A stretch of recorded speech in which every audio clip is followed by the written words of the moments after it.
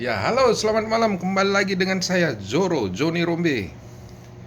Bagaimana kabar teman-teman, kawan-kawan? Apakah sehat-sehat, baik-baik?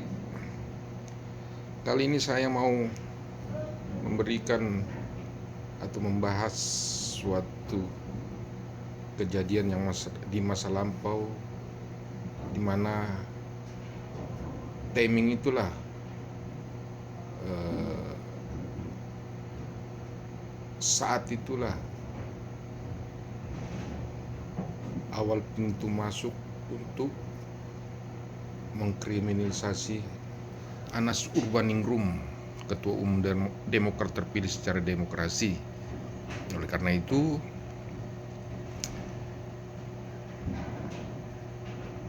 karena Anas terpilih sebagai Ketua Umum Demokrat dan Cikias tidak menginginkannya, melainkan menginginkan kandidat yang lain, awal dari itulah makanya ada rencana besar untuk mendowngrade Anas Urbaningrum dari Ketua Umum Partai Demokrat, karena pada saat itu Presiden Susilo Bambang Yudhoyono sudah posisi 2 periode, akan tidak bisa lagi maju dalam pemilihan sebagai presiden. SBY sangat mengkhawatirkan kalau Anas bisa menjadi calon presiden nanti, bisa mendowngrade, mengancam wibawa, stabilitas dari keluarga Cikias. Oleh karena itu, dimulailah rencana besar untuk mendowngrade Anas Urbaningrum dari Ketua Umum Partai Demokrat. Saya tidak mau banyak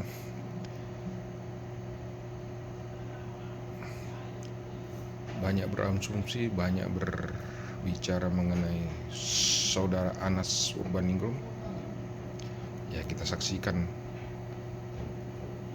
fakta, realita yang terjadi. Nah, itu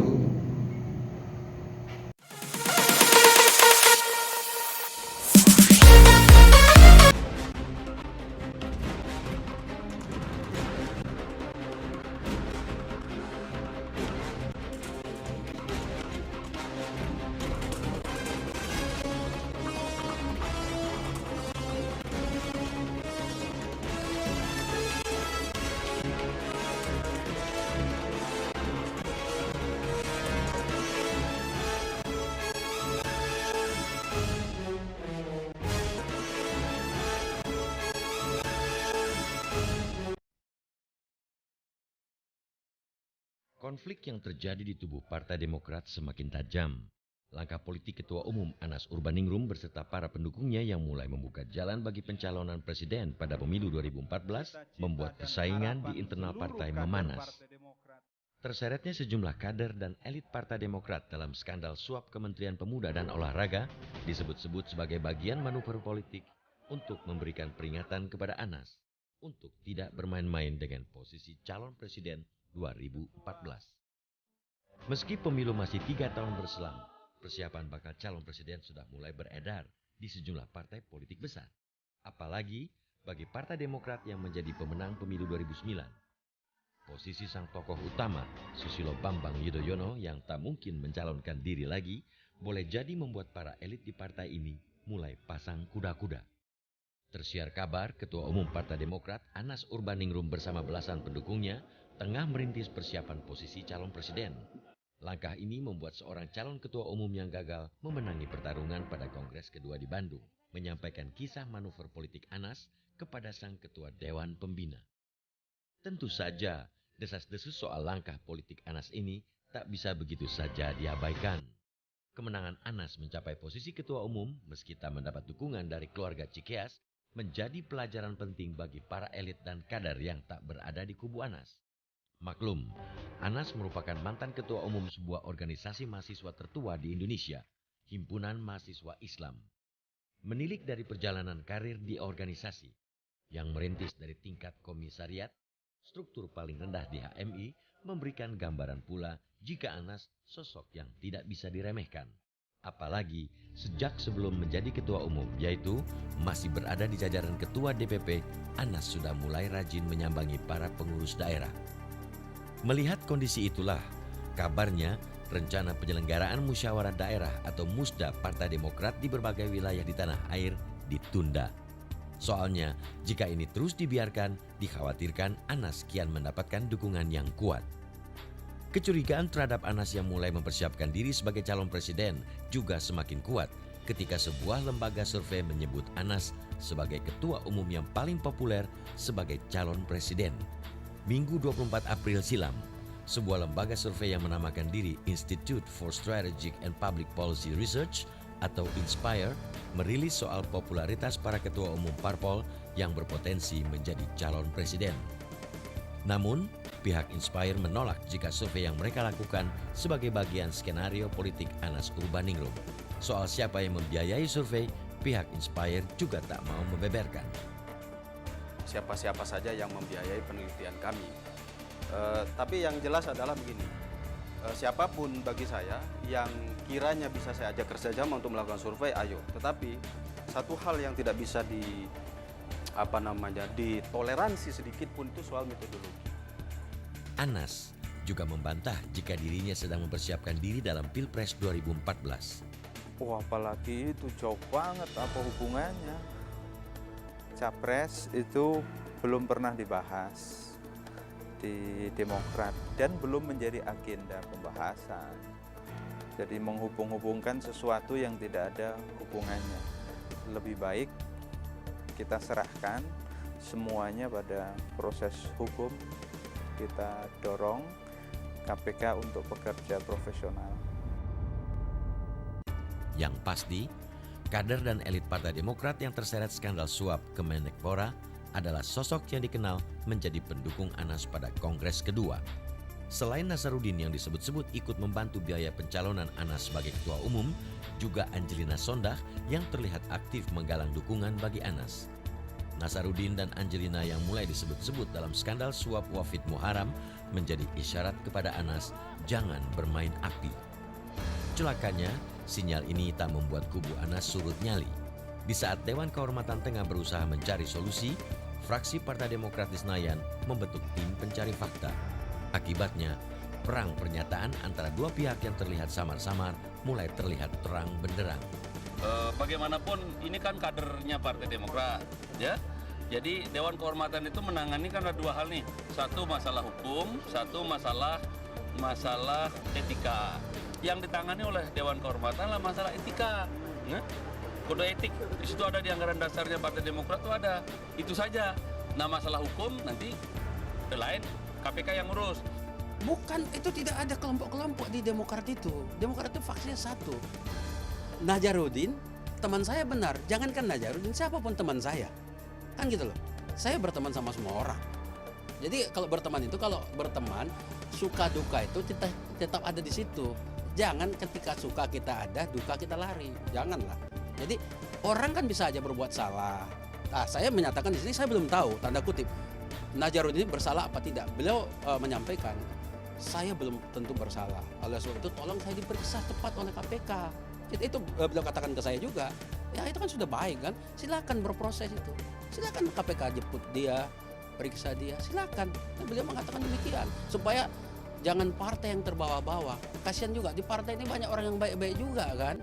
Dosa kok nanti. Jangan main-main kalau begini. Nggak ada itu. Itu rumor. Kenapa itu rumor diungkit-ungkit? Karena seksi. Partai Demokrat, partai terbesar saat ini. Kemudian jabatan Najaruddin itu jabatan yang seksi. Kan saya kira wajar kalau kalian mencari-cari itu. Tapi semuanya bohong. Kan iuran ada. Pengusaha-pengusaha juga ada dari kader-kader kita di sana. Banyak cara lah, tapi yang halal. Dan SBY juga menyatakan demikian. Cari dana partai yang halal. Jangan ada 1 sen pun dana haram. Kan kita buktikan. Loh gimana kalau seorang pengusaha kader kita dia ada untung, ya untung dia nazarkan rupanya. Bukan Nazarudin kan, saya bernazar kalau saya untung di proyek ini karena kecintaan saya kepada Partai Demokrat, partai yang selalu bersih, cerdas dan santun, supaya negara ini baik, saya sumbangkan ke partai. Salah nggak itu? Ayo, enggak kan? Makanya ini kan katanya. Inilah kau aja nanya udah bingung kau. Partai Demokrat tetap solid. Partai Demokrat tetap solid karena itu kalau ada yang bahwa ada Dewan Kehormatan memutuskan tertentu, itu lebih baik tanya kepada Dewan Kehormatan, jangan pada saya bukan anggota Partai Demokrat. Lagi pula di Dewan Kehormatan itu ketuanya adalah Pak SBY, wakil ketuanya Pak Anas, lalu ada sekretarisnya Pak Amir, anggotanya Pak Wacik dan Pak Mangindaan. Semuanya adalah orang-orang terpandang dalam partai yang dianggap bijak dalam partai, yang bisa jernih membuat keputusan. Nah, kita sebagai kader Demokrat tinggal menerimanya saja. Terkait penggalangan dukungan di internal pendukung Anda sendiri? Nggak ada. Hanya rumor yang salah ya kan, yang itu saya katakan imajinasi sosial yang sangat merugikan partai. Tentu perlu kami tegaskan hal-hal sebagaimana yang tadi kami kemukakan. Tapi kami sebagai fraksi ya, sebagai dia DPR, kemudian fraksi dan juga DPP, itu kita memberikan kepada proses hukum berjalan ya. Tetapi yang pasti bahwa si Nazarudin sudah menyampaikan pada kami bahwa dia tidak terkait dan dia tidak terlibat. Kalau dia disebut seperti itu, dia dapat memberikan penjelasan bahwa alibi dan bahwa ya dia tidak seperti itu. Begini ya, saya suka sedih kalau dikatakan kami tebang pilih, kami mengorbankan kader. Percayalah ya, Pak SBY itu bukan tipe pemimpin yang seperti itu. Nggak ada yang dikorbankan ya. Kami selalu berbicara fakta dan bukti hukum. Kalau memang ada fakta bukti hukum, kebetulan saya belum ngomong, saya malahan mendukung KPK. Tadi Mas Bambang Susatyo menyebut ada keterlibatan Andi Malarangeng, ya. Ya, terus terang saja, silakan KPK, ya. Jadi kami nggak ada yang kami lindungi, ya, kami nggak ada yang kami lindungi. Siapapun kader kami kalau ada fakta bukti hukum silakan. Tapi juga kalau memang Pak Andi Malarangeng dia nggak terlibat, tolonglah jangan kita fitnah. Jadi kan saya di Komisi 3 ini, kan backgroundnya ini macam-macam Komisi 3. Kalau ada fakta hukum baru saya ngomong gitu. Kalau katanya saya nggak enak ngomong. Itu. Jadi silakan aja. Tapi lembaga-lembaga penegakan hukum, kepolisian, kejaksaan dan KPK, kita harus junjung tinggi dan kita harus dukung. Jadi kalau mereka katakan jadi saksi. Jadi tersangka, jadi terdakwa, kita harus hormati itu. Tekanan terhadap kubu Anas semakin bertambah ketika Presiden Yudhoyono meminta Ketua Mahkamah Konstitusi Mahfud MD untuk membeberkan soal upaya Nazarudin yang disebut berupaya menyogok Sekjen MK Janedri M. Ghaffar. Namun, tudingan ini masih memunculkan tanya, dalam kaitan apa Nazarudin melakukan itu? Yang pasti, Nazarudin bersumpah tak pernah melakukan itu. Setelah melalui jalan berliku, Nazarudin diberhentikan dari jabatan Bendahara Umum Partai Demokrat. Namun anehnya, saat mengumumkan pemberhentian itu, Anas Urbaningrum tidak hadir. Tentu saja ini semakin memperkuat spekulasi adanya intrik politik antara dua faksi di Partai Demokrat.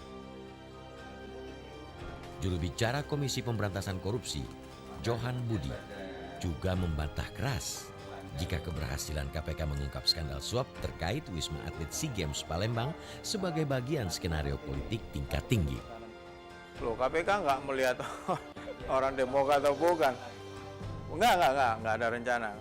Kita nggak ngomongin soal partai di sini. Yang kita omongin adalah ada seseorang yang diduga melakukan tindak pidana korupsi dengan cara memberikan sesuatu kepada penyelenggara negara. Orang itu adalah MRM dan MEI memberikan itu kepada si WM yang assessment Pora. Nah, MEI orang PT DGI, kemudian MRM ini adalah yang kita duga sebagai mediator.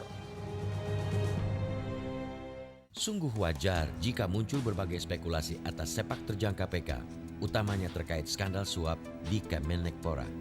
Kisah sukses KPK memenjarakan kerabat istana, Aulia Pohan, mungkin saja menjadi pelajaran penting bagi lembaga pemberantas korupsi ini.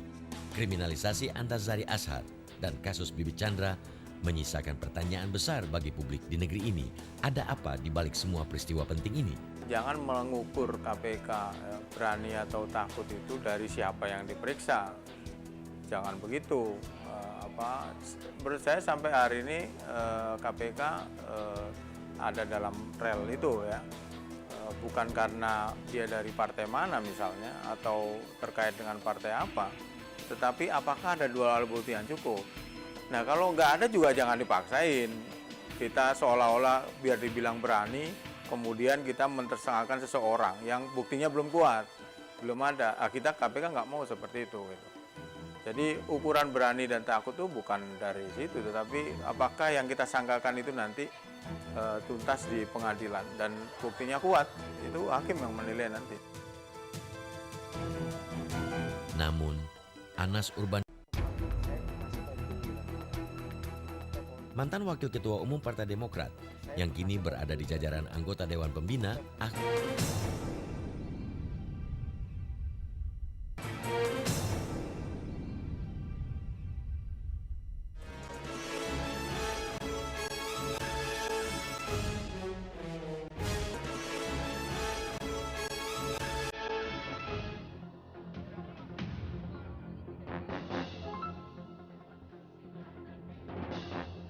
terpilihnya Anas Urbaningrum sebagai Ketua Umum Partai Demokrat mungkin saja membuat banyak kalangan terkejut.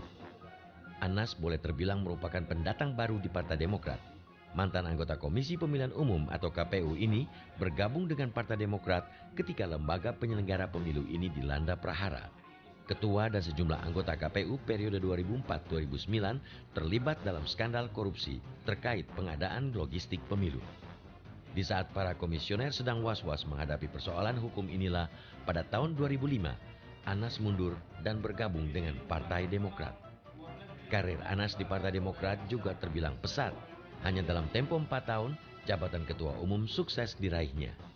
Meski peran Ketua Umum di Partai Demokrat tak sebesar partai politik lain, namun keberhasilan Anas memenangi pertarungan pemilihan Ketua Umum melalui Kongres patut mendapat apresiasi. Apalagi ketika itu sinyal dukungan keluarga Cikeas mengarah kepada sang mantan juru bicara kepresidenan, Andi Alfian Malarangeng. Namun, Alfian akhirnya harus lempar handuk pada pemilihan putaran pertama. Di putaran kedua, Anas juga berhasil membuat Ketua DPR Marzuki Ali harus mengakui kemenangannya. Meski dari awal tak mendapat restu langsung dari Ketua Dewan Pembina, sebagai seorang Ketua Umum Partai Politik yang besar, dengan mengandalkan ketokohan sang pendiri, tak banyak pilihan bagi Anas. Selalu mengikuti kehendak dan garis politik SBY, tampaknya harus selalu menjadi kebijakan politiknya pula. Kalau capres, aturannya jelas di Demokrat. Capres, cawapres, itu aturannya sangat jelas di Demokrat. Kewenangannya adalah pada Majelis Tinggi Partai. Majelis Tinggi Partai itu ketuanya adalah Pak SBY sebagai Ketua Dewan Pembina, saya wakilnya, dan ada beberapa anggota. Jadi kalau Capres, Cawapres Partai Demokrat baru relevan untuk dibahas nanti 2014 atau paling cepat semester kedua tahun 2013 ya. Dan itu kewenangannya pada Majelis Tinggi. Tidak ada Capres Cawapres Partai Demokrat nanti yang keluar dari ketentuan konstitusi Partai Demokrat, yaitu Majelis Tinggi Partai.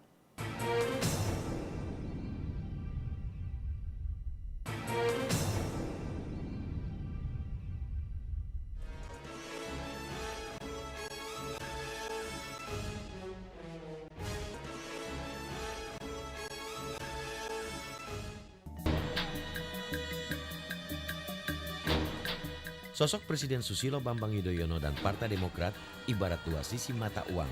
Tanpa keberadaan SBY, tidak akan mungkin menjadi partai politik terbesar. Tidak perlu heran jika partai politik ini akan selalu menggunakan simbol SBY untuk menapaki perjalanan politiknya. Namun, seiring dengan periode jabatan presiden yang akan memasuki tahun-tahun terakhir, membuat posisi calon presiden dari Partai Demokrat menjadi incaran para elitnya. Apalagi sebagai ketua umum dalam tradisi politik di negeri ini memiliki peluang paling besar. Hanya saja, kali ini pengecualian berlaku bagi Partai Demokrat dan Anas Urbaningrum. Demokrat itu sedang berpikir bahwa presiden itu tidak harus dari Demokrat. Siapa saja yang relevan dengan agenda nasional ketika itu akan kita usung. Karena tugas presiden dengan tugas ketua partai itu berbeda. Tugas ketua partai itu membesarkan partainya. Tugas presiden itu membesarkan bangsa. Jadi biarlah partai ya menginfakkan untuk negara. Jangan menjadikan presiden disandra untuk kepentingan partai. Oleh karena itu partai sekarang belum mau bicara soal presiden hari ini, tapi berpikir bahwa presiden tidak harus dari Demokrat.